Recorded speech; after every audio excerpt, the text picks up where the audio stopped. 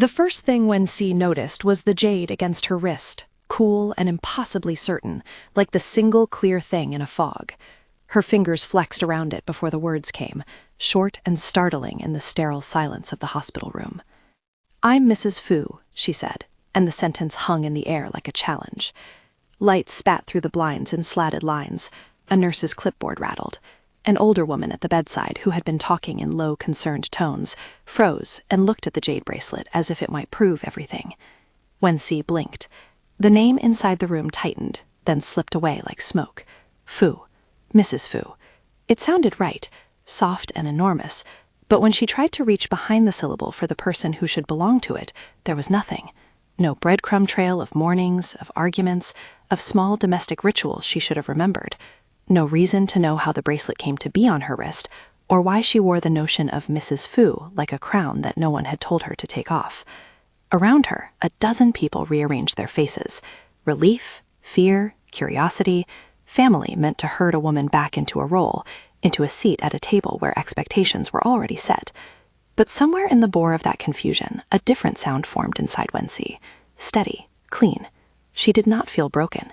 She felt lighter, freed from a long list of footnotes she could not read. The accident that had taken her memories had, strangely, also taken with it the small fears that had defined her. Silent dinners, the way she had learned to make herself small at parties, the reflex of apologizing first. The absence left room. The space was raw and new. Doctors explained amnesia in tittle sentences later. Trauma can reset the brain's timeline, bits of memory become inaccessible, triggers might call them back. They spoke in medical terms and practicalities, identification, records, the legalities of someone waking with gaps. But when C listened like a spectator, more attentive to the jade, to how the light made its green veins gleam. When she lifted her hand, the bracelet clicked against the bed rail in a small, confident note that surprised her. "You remember names?" Her mother's voice was cautious, hopeful. "Do you remember—" "I'm forever 18, Wen Xi said, and the phrase had the ring of a personal joke she had never heard before, but she meant it. It was not a lie. It was a stance that boiled down to refusing to accept the tired story waiting for her, the one that told her to shrink. Forever 18 was an anchor, young, unscarred, not yet learned into submissiveness. It felt like armor. The family moved quickly after that. Fu Jinghuai arrived later, the way successful men arrive after their world has already made its announcements. Clean suit, controlled expression, a suit that made him look like a blade softened at its edges. He stood in the doorway, taking her in. He had the look of a man who expected complication and found something disarming instead. A woman who met him with a light that suggested she could exist on her own terms, whatever the gaps in her past. When she studied him the way people study a painting that might have been altered, attentive but without the old, small humiliations that used to live under people's gazes. He was polite, precise with words. He asked questions with an economist's curiosity. What happened? What did she remember? What could be proven? He was also a little awkward, the way someone is when the narrative they have written about themselves creaks at the spine.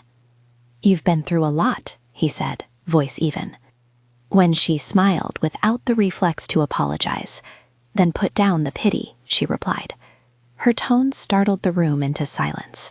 It was not insolence, it was a quiet claim of self-possession. Everyone took their measure of her, and 100 little assumptions shifted. A bracelet had given her identity in the hospital. The household would try to give it a role. The Fu family was a careful organism. They kept their names in neat columns, marriages, scandals, alliances.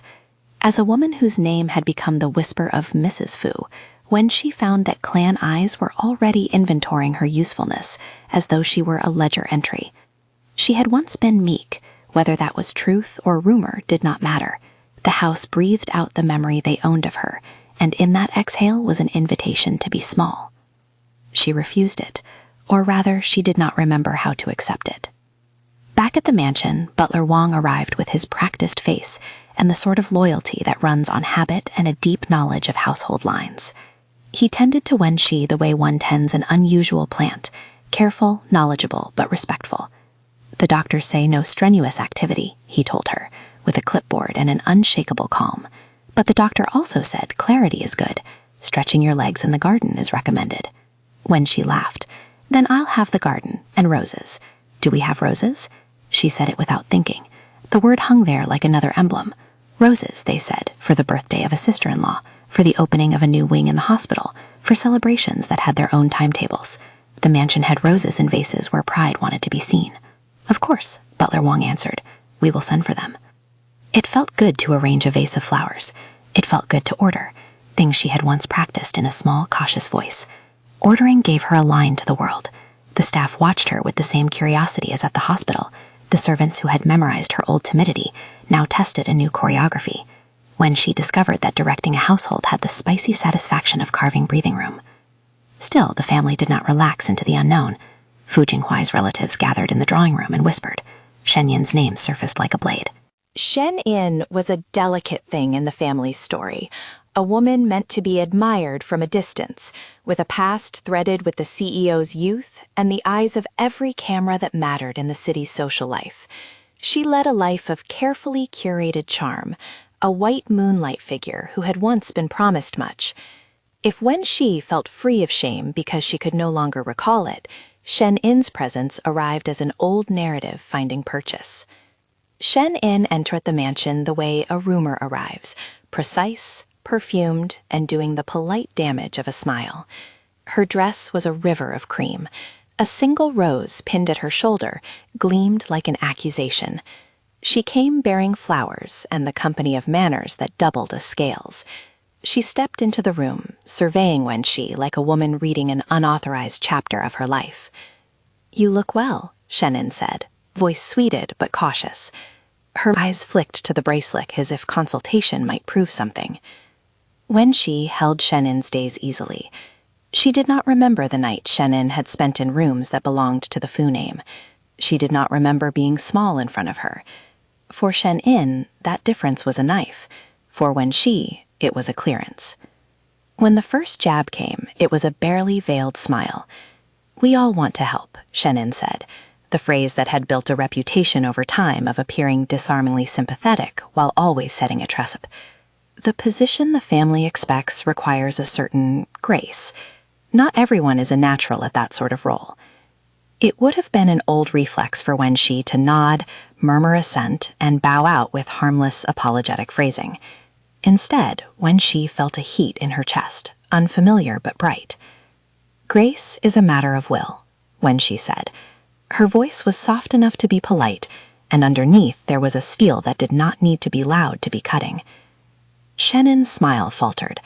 A woman who had been built on the city's admiration did not expect the one she considered a shade to accept instruction. The room balanced like a scale with a hand on either side.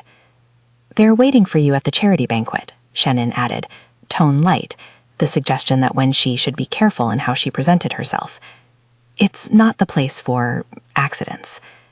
Wen Xi's answer was laughter, bright, without apology. Then I'll go, she said. I might be an accident, but I won't be invisible. The sentence landed like the clang of a small bell. Whispered admissions that Wen Xi would humbly take her place would have suited Shen Yin better. Instead, Wen Xi had rewritten her script without the old author. A dozen cameras would later call that moment the pivot, when a woman in Jade resolved to be seen. For now, it was only a promise she made to her reflection. The charity banquet arrived with all the earnest hypocrisy of the city's elite. It gathered people who treated philanthropy as a seasonal accessory. The room smelled of perfume and pressure. Crystal chandeliers threw refracted light over polished faces. The Fu family moved through that room with the practiced choreography of power. Wen Xi watched the crowd as a student watches a class she doesn't remember enrolling in. Keen, amused, not docile. People noticed her demeanor. It did not match the notes they thought they had memorized. Shen Yin hovered like a hawk, her smile never leaving. She was practiced in social cruelty. She knew how to stage a fall, how to make a stumble appear like a revelation.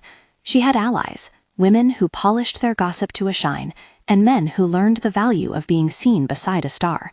She whispered to them, smiling, that old knife again. Poor thing, she said.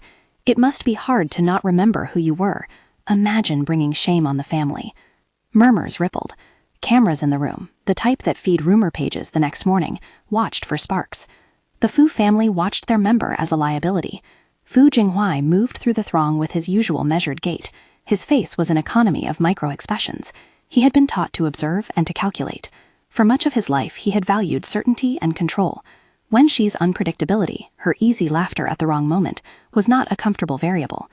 At the center of the room, Shen Yin chose her moment and thrust forward like a songbird. "Do you remember the night at the garden room?" she asked, loud enough for the circle to hear. It was a storied night, one that had made the rounds in the family's quieter gossip. Shen Yin said it with faux sympathy. "You were quite the ornament then, weren't you? We only wish the family would know the truth." A hush fell. Wen Xi looked at Shen Yin, surprised that such malevolence could be softened in politeness. She felt the eyes of the room descend like weather. She felt briefly the old reflex. Say nothing, smile, shrink. The familiar knot at her throat began to form. She didn't let it. "You are always exceptional at storytelling," Wen Xi said, voice clear. The sentence had the gentle cruelty of truth. "But I'm not an ornament, I'm a woman." Shen Yin laughed, the sound meant to puncture rather than amuse. "A woman who pretends to be a wife without any proof is a problem," she said. "People like proof." From behind the cluster of glasses, a man with a camera leaned in. In an instant, mouths fell silent and phones rose. Shen Yin was starting a show. She had handlers who smiled. Her smile was the kind worn by people who think money can buy facts. "Where is your evidence?" she baited. Wen Xi straightened, feeling the jade pulse at her wrist like a metronome. She moved forward without rehearsed caution. The room inhaled. "I don't need to show you proof," she said. Her voice broke no rules of etiquette and shattered others at the same time. "You can stand there and make accusations, but I don't exist to be verified by gossip. The only proof I have is the life I'll live. If that's not enough for you, then you'll have to be content to be wrong about me." There was a beat of stunned silence, followed by a ripple of color in faces: admiration, outrage, confusion. Given the right optics, someone would call that moment a breakdown. In reality, it was a small, clean declaration that Wen Xi would not perform the old humility. Shen Yin's expression hardened, and she stepped forward with the precision of practiced anger. Public humiliation is a craft. Shen Yin wielded it like a tool. She reached out as if to touch Wen Xi's arm, perhaps to search for a ring, perhaps to expose the lack of one in front of everyone. The move, intimate for a second, read as a provocation. Wen Xi's hand rose before a thought smoothed into place. She did not flinch, she did not laugh. Her fingers, guided perhaps by muscle memory that had nothing to do with memory itself, met Shen Yin's wrist with a clear, sharp slap. The sound of it cut through the room. A beat of stunned silence followed, like a photograph being taken of a single audible crime. Shen Yin reeled as if struck by more than gesture. Her coiffure, perfected across years of social strategizing, tilted. Cameras flashed feverishly. For the first time, Shen Yin looked less like a star and more like someone who had been deemed vulnerable in front of thousands of imagined eyes. "You don't get to touch me," Wen Xi said, and her voice was not loud, but it had the weight of finality. "And you don't get to claim me." For a moment, even the chandelier seemed to hold their breath. The guests who had come to see a civilized exchange found instead a rupture. Behind them, discreet phones recorded, witnesses whispered, and the social engine ground into motion. Rumor does not need help to run. It only needs fuel. Fu Jinghuai's face was unreadable. The slap was an incision into his carefully ordered world. He could not quantify the cost immediately. He could, however, measure the clarity with which Wen Xi had acted. Where once there might have been a woman who would have looked away and smoothed things over, there now stood a woman who reclaimed the boundary with nothing but a raised hand. It was an act small in its physicality and enormous in its moral shape. It was a turning, one of those events that chipset urban narratives feed upon. Someone from the press leaned in, voice covert. "Mrs. Fu." Wen Xi cut him off with a tight, almost amused smile. "If I'm Mrs. Fu, then call me by that name," she said. "If I'm not, then don't pretend to know what you don't." They would later write the story in more sensational headlines. "Wife strikes socialite. Scandal at charity banquet. Mrs. Fu's shocking return." In the moments after, the room polarized. Those who pitied Wen Xi the old way, those who admired the audacity of the new woman, and those who took notes for a political career of alliances. Back in the car on the way home, Wen Xi replayed the slap like a small victory. She felt exhilarated and oddly serene. The jade at her wrist was warm now from the movement. She had drawn a line, and it had surprised everyone. Fu Jinghuai was quieter than his public self. On the drive back, he watched her in the rearview mirror. He had not told himself to care this differently. Yet the sight of a woman who could set boundaries, who had evidently used training he did not anticipate, stung a soft place in him that had been trained to notice utility. There was admiration in it, and something more dangerous, a stirring of interest that was not purely possessive. He thought of how he had always kept the world at a certain remove. He had maintained relationships as controls in a ledger. Wen Xi's unexpected verticality changed the arithmetic. "We will face chatter tomorrow," he said, stating a fact like a man citing a balance sheet. "You must be careful. They'll try to turn this into a narrative." Wen Xi folded her hands in her lap, the jade rubbing against her skin. "Let them make their stories," she replied. "I'll make mine." She did not remember every scuffle that made her meek before, but she had a sense now, an intuition born of absence, that people had stepped on her because she let them. The amnesia had stolen her past fear along with her recollections. The theft had been violent. The loss, however, had given her clean hands. She intended to use them. The following morning, the household briefed the press strategy and arranged for the PR team to do a measured release. Fu Jinghuai delegated with practiced hands. He also asked Butler Wong for details about anyone who had recorded the incident.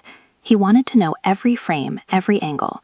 He spent an afternoon on calls, smoothing edges and preparing for the inevitable show that would come. Beneath it, something else moved, a curiosity that needed more than posted statements to resolve. Wen Xi, left with a sitter for company, walked the mansion as if feeling the place anew. She paused in front of a painting she had never seen, and was surprised by a flicker of recognition at the color palette. Memory is a strange thing that returns not like pages, but like flares. Sometimes a scent, a sound, a color will call up a ghost of a thing. The jade hummed faintly against her pulse, as if sensing promise. A week of minor skirmishes followed. In the marketplace of the wealthy, gossip profits from small, recurrent conflicts. Shen Yin, stung and furious, set out to make things worse. She cultivated a friend in a lifestyle magazine, fed whispers about Wen Xi's background, whispered suspicions that the jade might be a fake, that Mrs.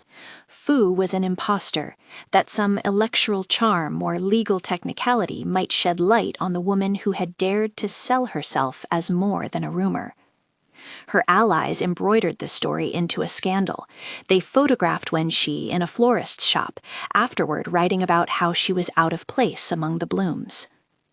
When she heard about the articles, and for the first time in her new life, she felt the particular burn of being discussed in a way that stripped agency. She could have retreated. Instead, she went to the florist.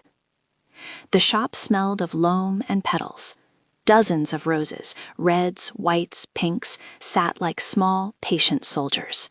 When she selected a dozen crimson roses with hands that had the sort of surety learned in a week that used to take a decade.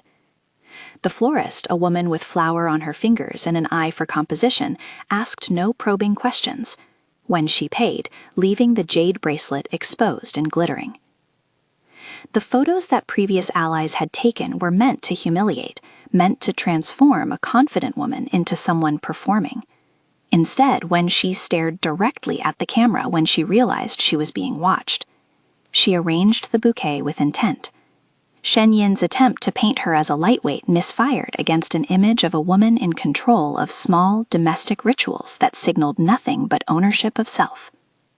In the weeks that followed, agricultural stores and shopping centers would give her little tests, saleswomen who asked probing questions, clerks who raised eyebrows when the jade caught light. An upscale boutique called asking if she wanted to see a special piece by a jeweler who had a habit of selling narrative. She agreed out of curiosity, and the store staff prepared a tray of glinting objects for her to view. "You must be careful," Butler warned before she went. "They'll test how you handle being looked at." When she smiled, "Then I'll handle it," she said. The boutique was all glass and warm light. A salesperson with a practiced sweetness presented a tray of items while watching Wen Xi like someone viewing a test subject. There were rings designed to anchor a story, pieces with labels that meant more than sparkle. This was a place where reputations could be bought and displayed. Wen Xi listened to the practice sales pitch, then pushed a ring towards the salesperson and asked, "What's the story behind this one?" The man blinked. He had meant to sell her a narrative. Instead, Wen Xi began to ask questions with no performative flattery. Questions about provenance, about the artisan, about the jewel's past. There were no scripted answers for a woman who was more interested in the truth of an object than the story it was told to carry. It was an infuriatingly simple shift. An object is an object until someone chooses to hold it as proof of worth.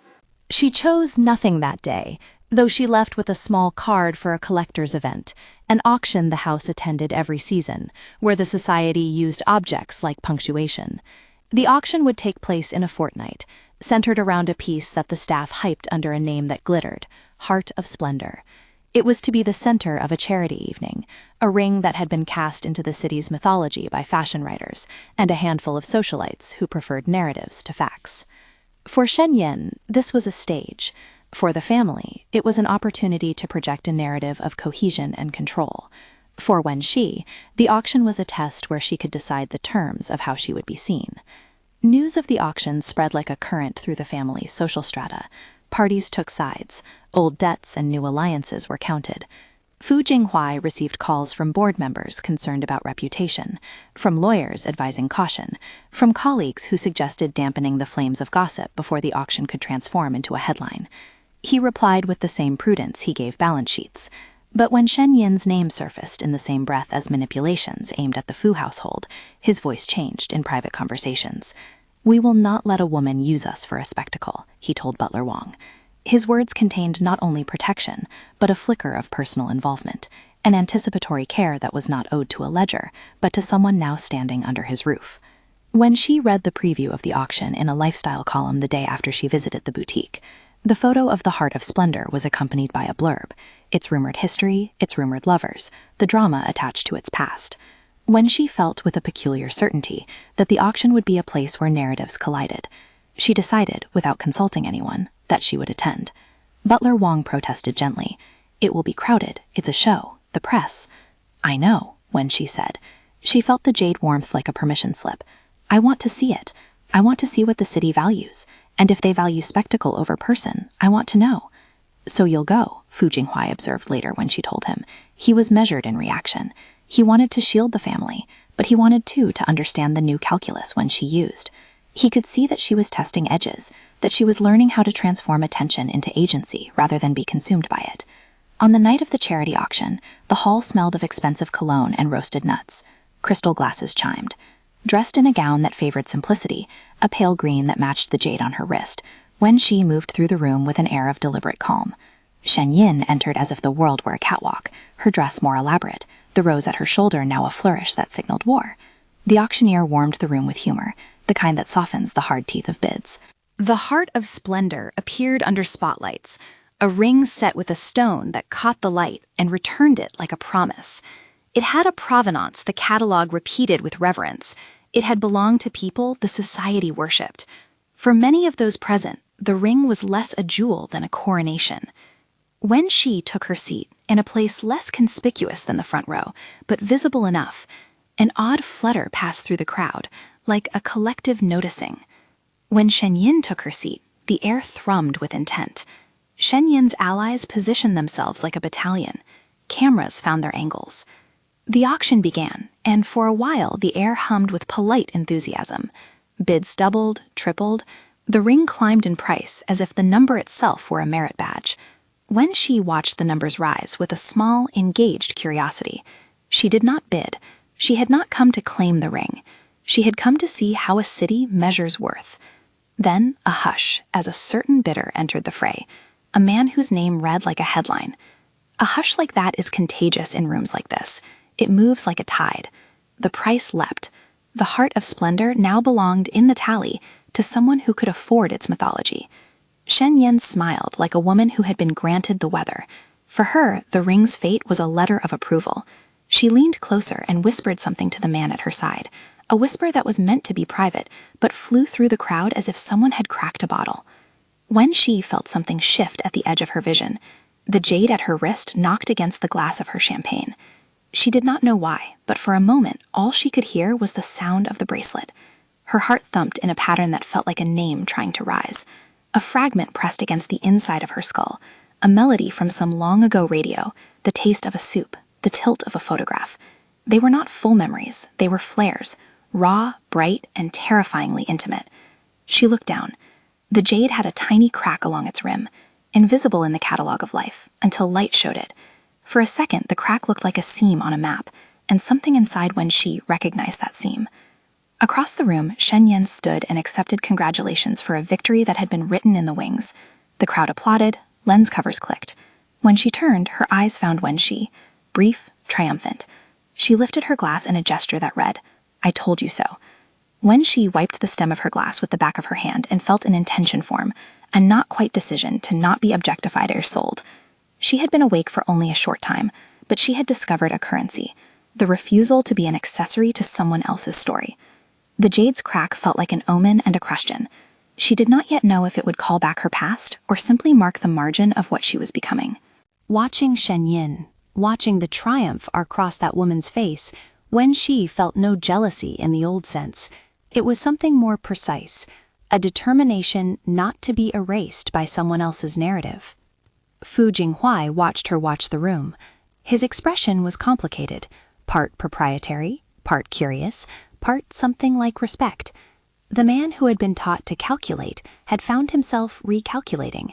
He had always thought of loyalty as a measure to be preserved, not a thing to be cultivated anew. He realized, with a pull in his chest that surprised him, that he wanted to know how the woman at his table came to be someone who could ask for roses, pick them, and smack a socialite without apology. He wanted to know the mechanism that had produced such unexpected nerve. After the auction, the city wrote its pieces. Some wrote about scandal, others about a woman's courage. Shen Yin's people concocted a narrative about a stage drinking and a misunderstood slap. Social feeds vibrated with two competing stories, a domestic dispute and a woman claiming ground. Wen Xi read some of the coverage with clinical interest and some with detached amusement. The jade bracelet's crack seemed to be a secret code in her palm, a sound someone could use to open a door or set a trap. She found herself thinking about the sound of it, and how memory sometimes comes as an echo rather than a file. The crack was a river, perhaps leading somewhere. She turned the bracelet in her hand when she lay awake that night, watching the moon slice the room into halves. Her mind, unencumbered by the old caution, let images float up like leaves. A table, a woman's laugh, a child's hand, the feel of silk slipping between fingers. They were not yet a story. They were directions. In the days that followed, the family council convened. Board members demanded stability. Shen Yin, anxious to control the narrative she had once dominated, began to press harder. She brought forward questions about authority, about social standing, about optics. The family, who had once dismissed Wen Xi as a liability, now framed her as a problem to be managed. The machinery of power moved. PR strategies, lawyers whispering about defamation, the quiet exchange of favors that lubricates high society. Wen Xi pushed back. She insisted on small exceptions, a garden lunch here, a private meeting there. She took up the small domestic rituals as if she were composing a new grammar for her days, picking the exact shade of roses for the dining table, insisting on certain songs in the drawing room, requesting a soup she could not name but that made her breath falter when she tasted it. The household complied, out of curiosity and a wary respect. At night, when the house grew quiet, Wen Xi would sit with the jade bracelet on her lap and try to map the pattern of the cracks. The cracks felt like a secret geography. Sometimes a name came at the edges, a syllable that felt like a keel, but it always retreated before she could clutch it. Memory, she was learning, is a stubborn animal. It appears on its own terms. Fu Jinghuai watched all this as a man who had been taught to read people as accounts of value. He noticed the shifts her presence induced in other people, the way staff straightened when Wen Xi passed, the way a socialite coughed when Wen Xi sat nearby, as if she occupied a heat that could not be faked. He felt an unfamiliar protectiveness simmering quietly in his chest, not for appearances, but for the woman who had chosen to fight when insulted, who did not ask for permission to be herself. He began to do things that required him to change simple habits. He attended one of Wen Xi's small lunches and listened. He asked her what she wanted, not how much, but what contented her. The returns on that question were uneven, but they were honest. Wen Xi told him about the jasmine she liked in tea, an image, a taste that unlocked the faintest hum of recognition, and how she preferred nights of a certain quality, low lamplight, decanted wine, conversation that did not aim to flatter. These small confessions made him want to protect the woman who had, until recently, been a ghost in her own house. That wish, however, was still raw and unformed. He could protect with corpora and lawyers, with public statements and private calls, but he was beginning to realize that what Wen Xi needed was a measure of respect, consistently applied, not merely gifts that could hide the lack beneath. Shen Yin, burning at the edges, redoubled her efforts. She cultivated a whisper campaign that hinted at inconsistencies in Wen Xi's identification, a name discrepancy, an inheritance rumor, perhaps that the jade was merely costume jewelry meant to fool the sympathetic. She framed the auction event as a symbol of how easily the city is seduced by stories. "We must be careful whom we embrace," she told anyone who would listen. "Public sentiment is a fickle currency." Her network arranged a private dinner designed to unseat Wen Xi. It would be intimate, a test of social charm and memory. Shen Yin's plan was simple: put Wen Xi in a room where every small social cue mattered, let her disqualify herself, and then spread the results. Wen Xi, who had been learning to make choices on her own terms, agreed to attend. She would, she decided, treat it like an experiment in observation. Butler Wang hinted at caution, but brought news that the reception would include certain influential patrons who might be sympathetic. The dinner unfolded like a delicate mechanism. The room was arranged with an unspoken hierarchy. Shen Yin's allies moved like conductors, cueing conversation. Shen Yin herself played the part of gracious hostess who casually summoned correction. "You never did quite manage the family's expectations," Shen Yin began in a low voice at the table, intending a sting. "Some people wear titles like clothes. Others carry them like responsibility." Wen Xi met her with steady eyes. "A title is only useful when it comes with mutual respect," she replied. The reply had the effect of a window opening. People at the table rearranged themselves with a ripple. A man who had been leaning forward to deliver an anecdote of polite mockery found himself pausing. The room learned a new grammar. Wen Xi would not play the role of silent ornament. Then Shen Yin's trap flickered into action. A woman at the table produced a small, tasteful envelope and placed it with an affected air of gossip in front of Wen Xi.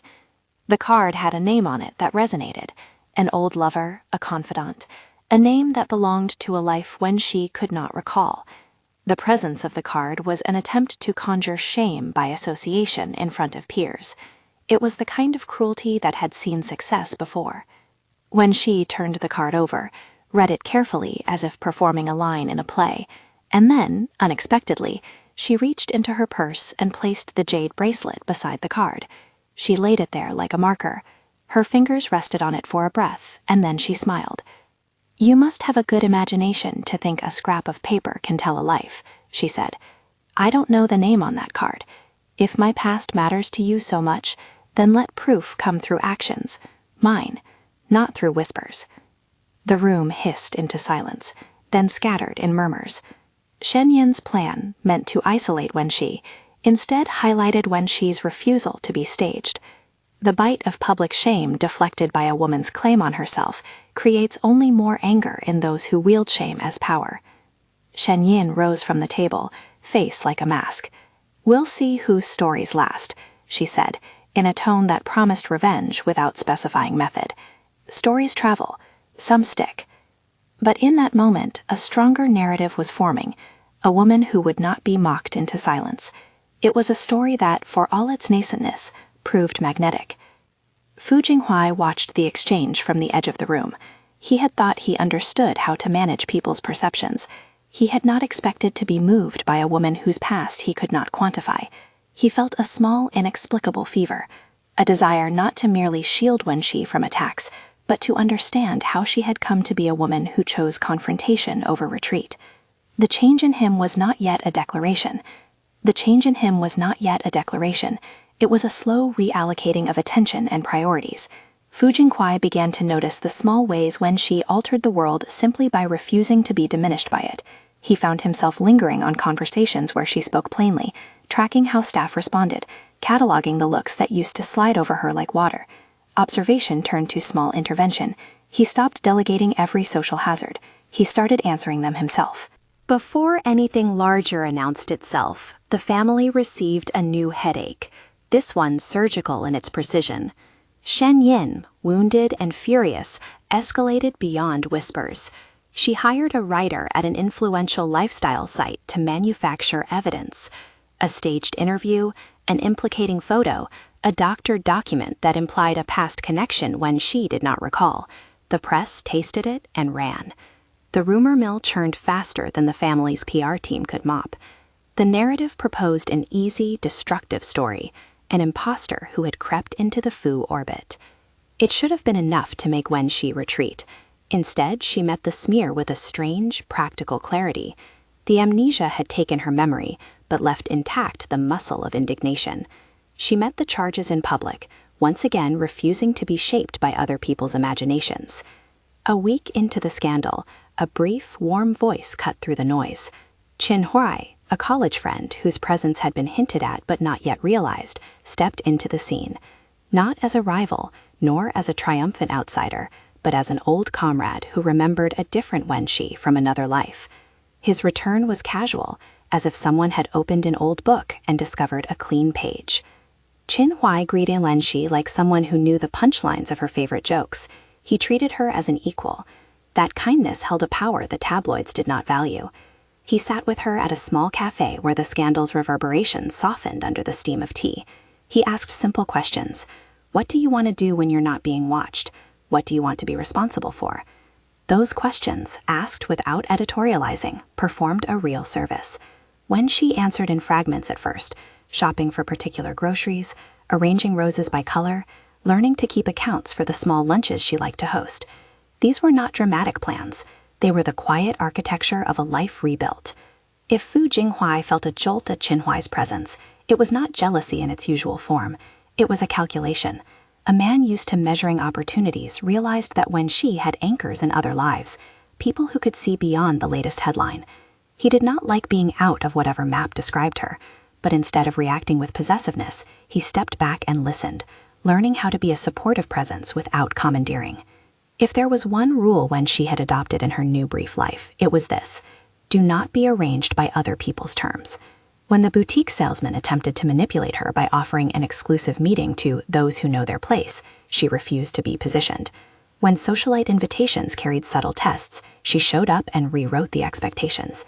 Each small victory eroded the scaffolding Shen Yin relied on, the idea that Wen Xi was a shape to be filled by gossip. The city, however, had deeper and nastier mechanisms. Beyond social sabotage, there were financial predators, creditors with short tempers and long memories. One group that had once lost a fortune in a failed deal with a minor partner named the Fu family as a potential cash reservoir. They decided to try a different method: coercion by threat.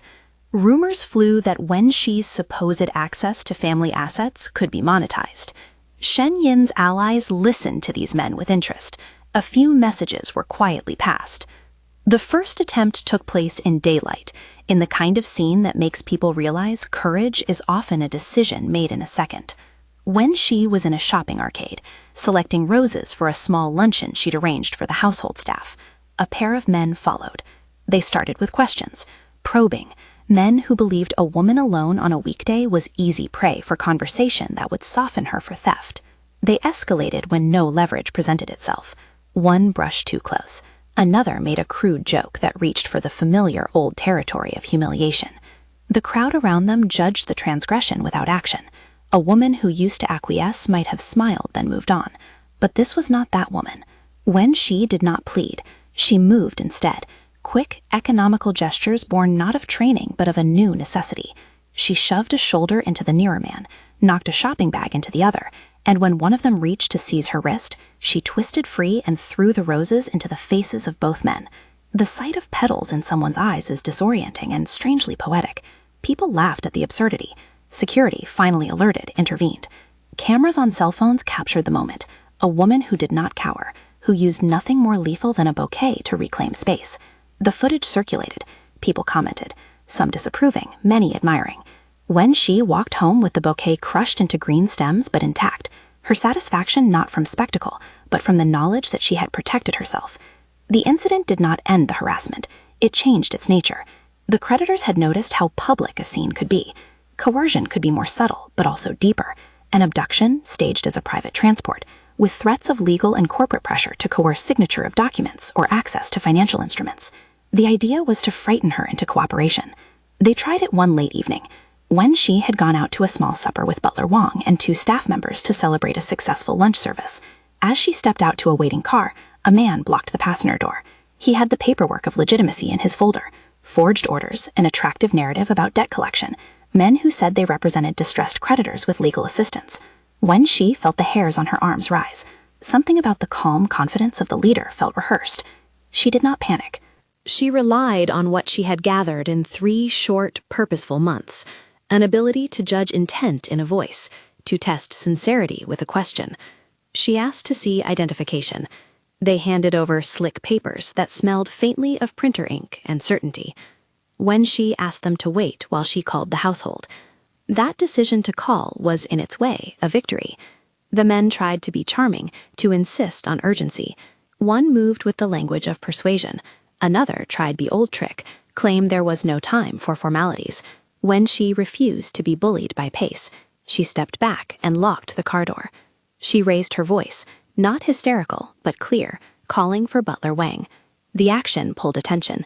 People nearby turned. 10 minutes later, with Butler Wang's arrival and security notified, the men backed off, grumbling. But the episode revealed something more dangerous. The group that had tried to frighten Wen Xi was not content with failed intimidation. The creditors sought someone who could force her out of the family's orbit and into a negotiation. It required planning. They threaded their operation through a desperate small-time gang that owed money to someone with influence. Shen Yin's team, which had more to gain from Wen Xi's removal, was happy to put a name to the problem. A week later, at night, they tried again, this time with a plan to isolate. Wen Xi had been invited to a donor event that was meant to be private, a small gathering in a restored warehouse that wore charm like an affectation. The guests were few, the lighting was warm. People mingled. Wen Xi moved through the crowd like someone mapping a room by touch. The abduction was supposed to happen backstage, in the narrow service corridor. The gang had bribed a caterer who promised privacy and an opportunity. Wen Xi, walking with a tray of canapes at the wrong moment, was stepped into a hallway and surrounded. They had one man ready with a hand over her mouth, another prepared to tie her at the knees. Panic could have been the obvious response. Instead, she did something the tabloids would later dramatize. She fought. It was not cinematic choreography. It was a collection of pragmatic moves. Twist, push, stamp. She kicked at a knee in a motion less elegant than effective. She elbowed a man into a stack of crates.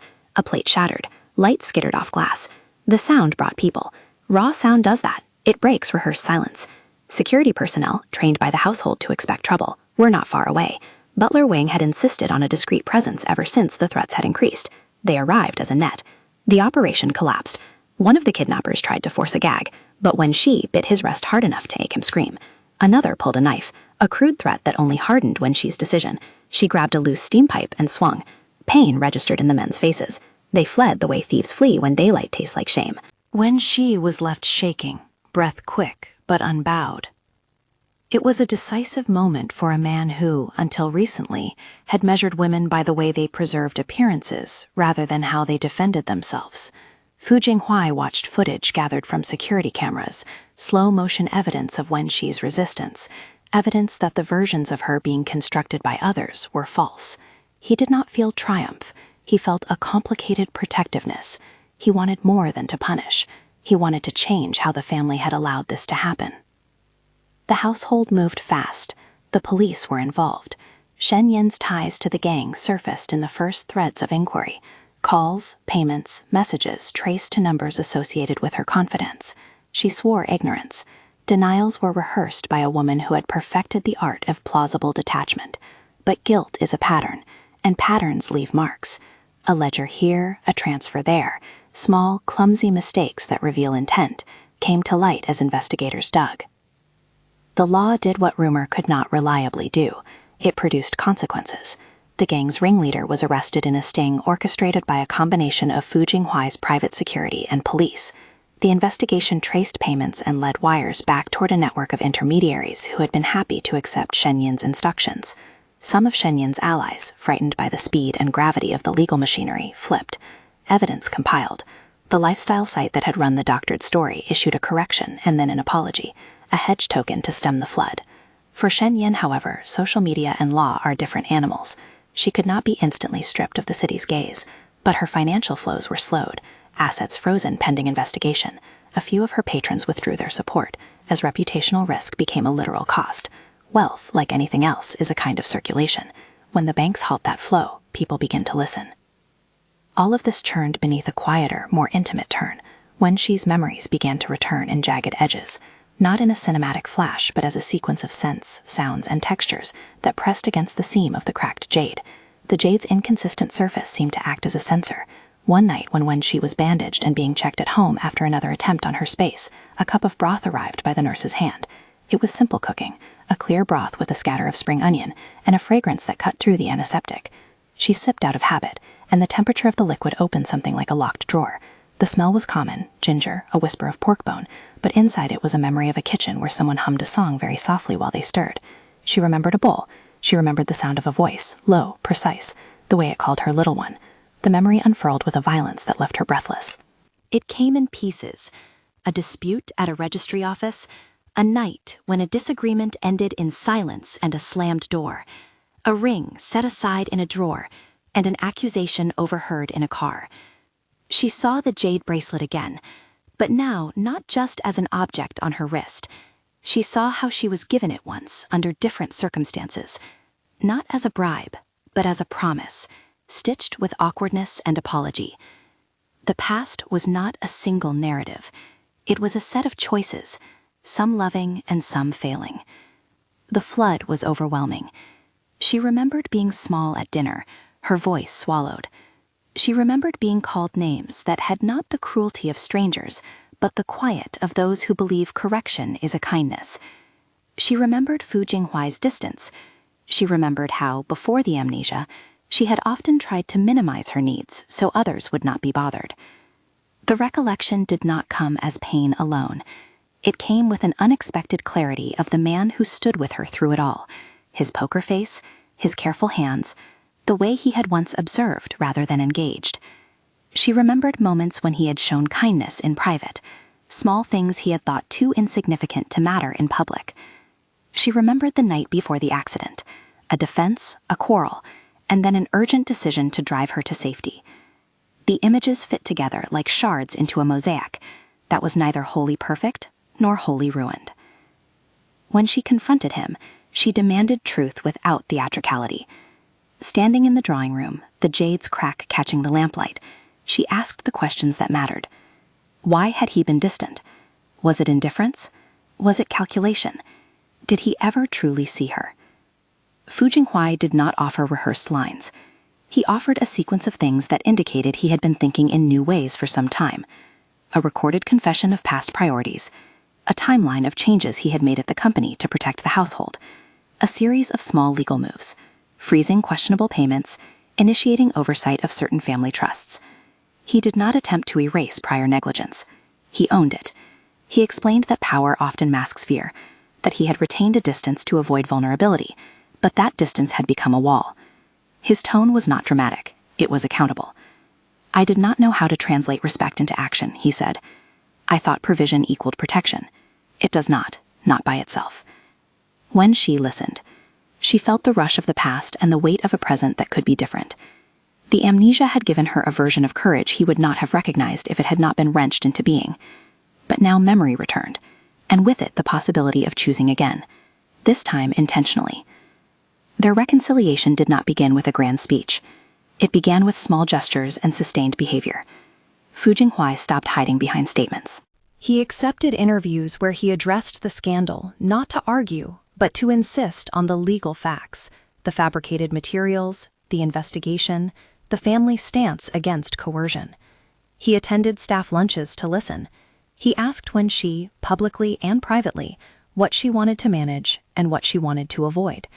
He transferred control of a small family trust for the household's philanthropic ventures into a board that Wen Xi would chair, funded to her discretion. Such moves were not merely fiscal. They were a public recasting of respect into responsibility. In the meantime, the investigation into Shen Yin deepened. Evidence piled: bank transfers, text messages, voice recordings. A key piece came from a caterer who, fearing the law but craving leniency, provided recordings of conversations where Shen Yin discussed operational details with a man who arranged the warehouse scheme.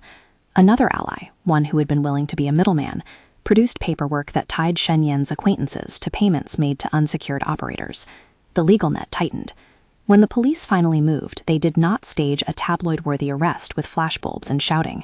They executed search warrants, froze accounts, and left a trail of officialdom that made the tabloids run headlines less gleefully than before. Shen Yin's social circle recoiled as patrons withdrew. Her grandfather's old friends whispered about propriety and reputation as a currency that could be spent only once. The fall had consequences and no illusions. Some seats she had purchased with charm and borrowed legacy evaporated. The man in the profile pieces who used to sit opposite her at every gala no longer answered his phone. Shen Yin, excellent at performance, found herself in a silence that had neither an audience nor a script. In the center of all this, Wen Xi became fiercely pragmatic. Memory did not offer automatic forgiveness. It offered context and the yearning to be honest about the past. She demanded accountability from those who had harmed her, legally and socially. She refused to be a public symbol for someone else's moral lesson. She wanted concrete change: written apologies where appropriate, restitution to those wronged by the fabricated stories, and a better safeguard against the weaponization of rumor. Fu Jinghuai supported these demands. He used the company's legal team to pursue the forgers. He sat with Wen Xi through interviews and public statements. He engaged with a humility that was new, kneeling once in a private domestic moment rather than a stage-managed one, when he offered a small apology without expectation. Not a grand theatrical gesture meant to win headlines, but a simple lowering of self, a form of humility that matched the seriousness of past failings. "Will you let me try again?" he asked in a room with only a pot of boiled tea between them, the jade bracelet catching the light. Wen Xi considered him. The memories had been recovered. The decision to reconcile needed to be chosen. It was not about forgetting what had happened. It was about asking whether the present contained enough evidence of change. She did not require a theatrical promise. She wanted modeled behavior. In response, he offered several things. He authorized the household philanthropy to be overseen by a council where Wen Xi's voice would be decisive. He relinquished a small but symbolic slice of authority that had once let him dictate family optics alone. He agreed to ongoing counseling, public and private, to address how power and distance had formed their past.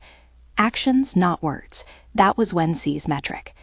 When Shen Yin finally faced formal charges of conspiracy and fraud, the courtroom proceedings produced an unambiguous kind of reckoning. Witnesses testified about the payments and messages. The court ordered asset freezes. Shen Yin tried, at first, to present herself as a victim of circumstance. The evidence did not allow for that performance. Consequences followed: a fine, a probationary sentence for collaborators, the loss of trust that had funded her social standing. The city's glitter dimmed in her orbit. It was not dramatic, but the legal consequences existed and were public. With the villains dismantled and the household's reputation stabilized by legal clarification and steady public presence, the story turned toward repair. Wen Xi had not been waiting for theatrics. She had been waiting for equitable partnership. The redemptive arc Fu Jinghuai offered was not immediate. He had to prove consistency, not flair. He showed up for meetings Wen Xi chaired, not as a shading figure, but as a listener. He made schedules to spend undistracted time in the household, learning how governance affected real lives: the cleaners, the cooks, the garden staff whose wages and respect mattered. He found himself tending the roses she loved, pruning stems with a care that was almost domestic and entirely deliberate. They planned a small event to mark a new chapter, not a public spectacle, but a private ceremony in the family garden, where Wen Xi had first asked for roses. The household would attend, a circle of people who had been part of the story: Butler Wang, a few steadfast staff, Qin Huai as a friend present without intent, and a handful of family members who had supported the honest path. It was to be a repair that recognized the past and made a pact for a future. Fu Jinhuai waited until the guests were assembled. He had prepared no dramatic speech. His practice was to measure words carefully and release them with intent. He approached Wen Xi with the repaired jade bracelet cupped in velvet in his hand. The jade had been mended by a conservator, a tiny visible seam that matched the seam in her life, a fracture that had been bound with attention.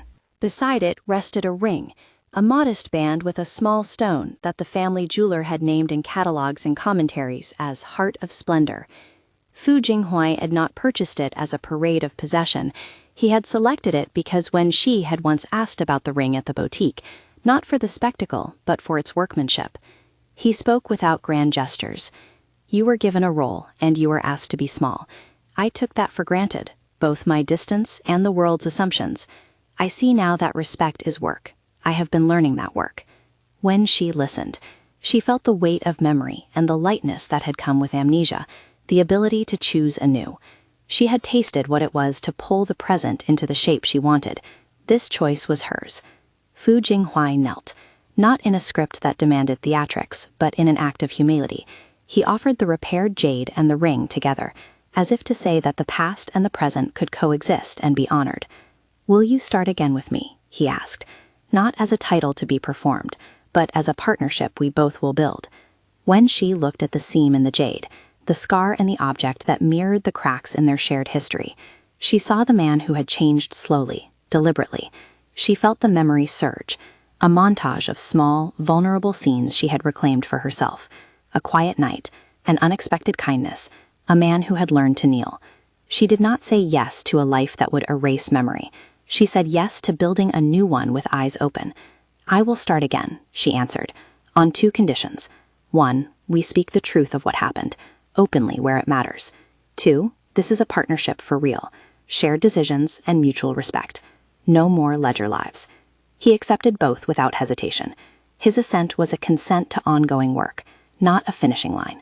The household celebrated quietly, with reserved champagne and a small cutting of roses placed out. It was cautious at first, and then warm. The narrative that had once sought to render Wen Xi a manufactured figure was now confronted with a sustained, deliberate life lived in the open. People responded to the authenticity of continued behavior. Wen Xi chaired philanthropic meetings with rigor. Fu Jinghuai attended and listened, and together they used the foundation's resources to fund programs for women who had been silenced by rumor and coercion. The foundation ran workshops on financial literacy and safety, quiet practical contribution that made headlines less about scandal and more about impact. The Heart of Splendor ring and the repaired jade became symbols of different kinds, not trophies but markers of continuity. When she wore them not as ornaments to be proven by others, but as objects she chose each morning when she planned her day. She kept Forever 18 as a private mantra, sometimes muttered when the world felt heavy, a reminder to keep the parts of herself that were unscarred and urgently alive. The phrase became a weathered joke between her and Xinhuai, a small proof she could reclaim as her own. Shen Yin receded from high society and became, for a season, a cautionary tale about the cost of weaponized rumor. The network that had enabled her schemes proved fragile when tested by law. Many of her erstwhile allies retreated. Reputations required more tending than they were willing to give. She faced the consequences of her choices, and in private spaces was asked what she had intended. The city moved on, as cities do, and the next gossip waited for its cue. But Wen Xi's saga had shifted the tenor of conversations. People began to ask about consent, about power, and about how easily perception could be bought and sold. In private, Wen Xi and Fu Jinghuai formed routines that mattered more than public statements. He learned to prioritize presence over performance. She learned that memory, while painful when complete, allowed for a more durable kind of courage, the kind that can take the past and make a conscious choice not to be defined by it. They had enemies and old ghosts, of course. There were socialites who muttered in rooms they thought she would never see, and there were legal tangles that needed constant tending. But the amnesia had done something decisive. It took away the reflex to apologize for being, and in that absence, Wen Xi found a stronger practice of agency. That strength was not a result of erasing pain. It was a product of choosing differently in the light of regained memory.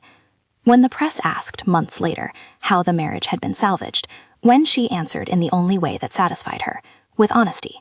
"I lost parts of myself and found new parts," she said. "My life used to be decided for me. Now I decide. The rest is work." Fu Jinghuai, standing beside her in those interviews, no longer wore the armor of the impenetrable CEO. He had been unmasked by his own vulnerability, and had chosen to remain exposed because exposure had taught him how to be present in a new way. That choice made him, in the end, fall, not at the sudden jerk of a dramatic turn, but by a gradual gravitational pull towards respect, admiration, and finally love for a woman who refused to be defined by other people's stories. The last scene was small and private. Roses in the garden, the repaired jade snug at Wen Xi's wrist, the Heart of Splendor on a ribbon at the center of a table. They held a modest reception for friends and staff. No pomp, just food, music, and conversation. At one point, Fu Jinghuai lifted his glass. He did not read from a script. He spoke about annoyance turned to attention, about learning to listen, about the fact that love had to be practiced to stay honest. Wen Xi smiled. Her eyes glinted with the same clear refusal she had shown at the banquet months before. The amnesia had been a violent theft and an unexpected mercy. It had removed a worn script and given her the room to write a new one. In doing so, it reshaped how the man who shared her name, Fu Jinghuai, saw her. He saw a person, fully, as someone who could fight when necessary, who could forgive when an apology had weight, and who could lead when she chose. They walked back inside under a shower of small lanterns. The jade glinted against Wen Xi's wrist like a small private star. In the hush of the drawing room, Wen Xi took Fu Jinghuai's hand. He squeezed it. No grand vow, only a promise renewed. The city would continue to spin stories. People would make and break reputations. But inside that house, given the work they had already done, they had crafted a truth that would be harder to uproot. If this story reached your heart and you want to follow more of Wen Xi and Fu Jinghuai's life, how they navigate power, memory, and love, remember to like and subscribe for the next chapter.